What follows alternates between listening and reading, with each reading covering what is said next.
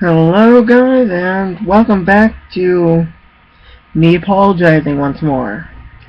I keep meaning to do that, not to do a vlog the next day, but a lot of times things get in the way, or there really wasn't much for me to talk about. So, for example, I did try to do one a few days ago, but my internet was acting up, and by the time it fixed itself, it was about 3 in the morning, so I'm like, screw it, I'm not gonna do it. So, sorry about that. Anyway, there's not a lot I suppose I can tell you. I recently beat Link Between Worlds Hero Mode. I surprisingly only died 5 times. I was expecting more. Then again, I also learned very quickly to try to keep a few fairies on me. And then when I got enough hearts, I started keeping 1 blue potion on me, with the rest being fairies. It made things a lot easier, simply because I knew at a point just having fairies alone wouldn't be that useful with how much damage is dealt to you. One thing I would like to see happen is someone actually do a run of hero mode without gaining any of the upgraded tunics.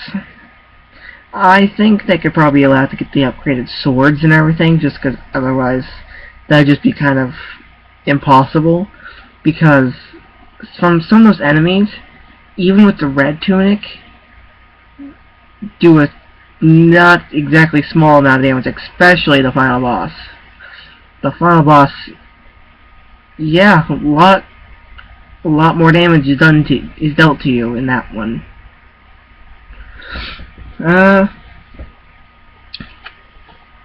And something else here. Actually, I know what I can show you guys. Just let me move my computer so I can show you what this is. I'm sorry for it suddenly getting darker. When unplugged, my computer's brightness was down. Now, if it actually reacts, I'm sorry about that. There we go. This is my Zelda collection of sorts. You guys have seen 2 of them more recently through vlog.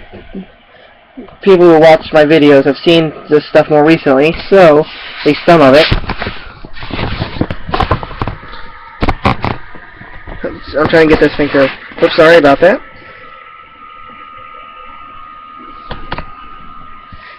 This is a bit awkward. There's the Ganondorf.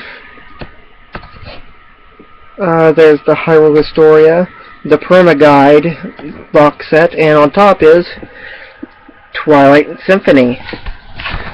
And down beside me, I'll show you guys this sitting down.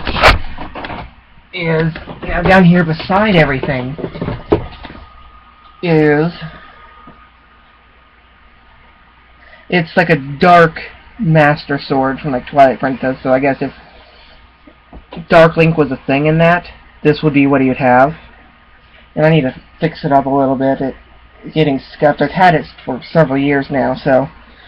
And I do have something else here. However, I will tell you guys, I will warn you all that it's not in perfect condition anymore. It's a couple of I've also had it for probably just as long, about just as long. Same year. So the Triforce is missing 2 of its pieces. I also need to clean this one up a little bit. Replica Hylian shield. I suppose. Oh, I know what I can talk about now. I know some more of what I can talk about. Nintendo's recent Nintendo Direct. I like the fact that we finally saw more of Yoshi's New Island and a couple of other things that are looking really good. Tropical Freeze looking very good. I'm definitely buying that. Definitely looking forward to Bravely Default. I'll be trying out the demo to see what I really think about it.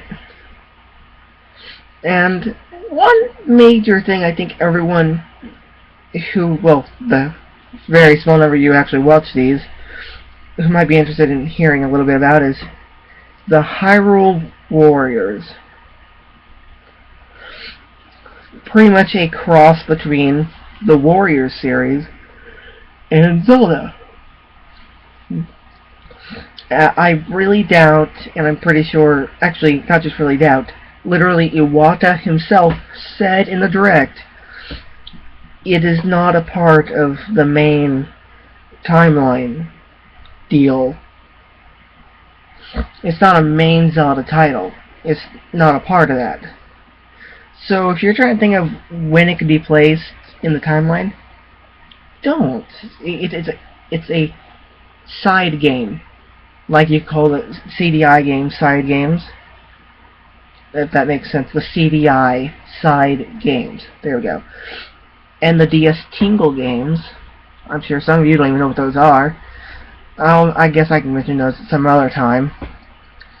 And Link's crossbow training. Those aren't a part of the timeline. It's just how it is. I'm not really sure what I think about it, but it definitely looks interesting. One thing I also found really interesting is I think this will be like the first time that there's like a fire rod in a 3D Zelda game, which I use rod kind of loosely because it looks more like a staff, so I'd probably call it more fire staff. Yeah, still really cool.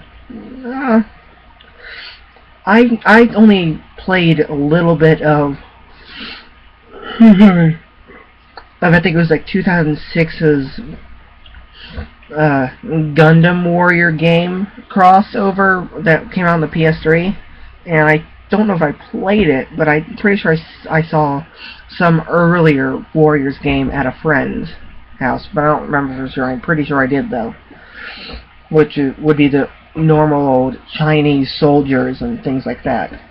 I just don't remember which one it was. Well, I suppose I'm not really sure what I think about it, other than just I can't have a good idea yet. That was literally a teaser. There's nothing we could really gain from it other than deciding if we might continue keeping up on it and how interested in it we are. And I am interested. I've never really played those games, as I mentioned earlier, but it looks really cool. And admittedly, one of the things that caught my interest most throughout that trailer is King Dodongo. So you're going, oh, we don't know if that's King Dodongo. King Dodongo. Come on.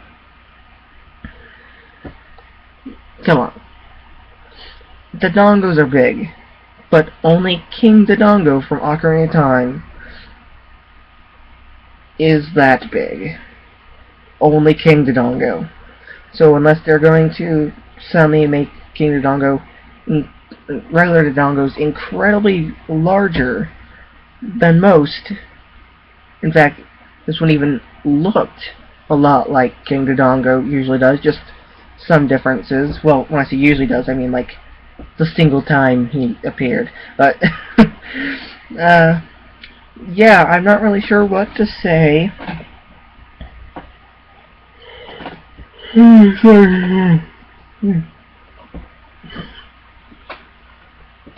I definitely really enjoyed.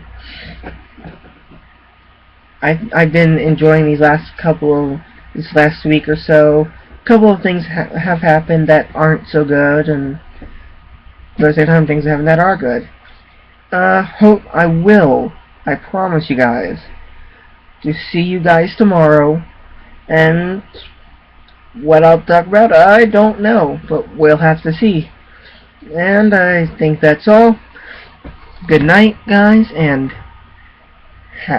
sleep well.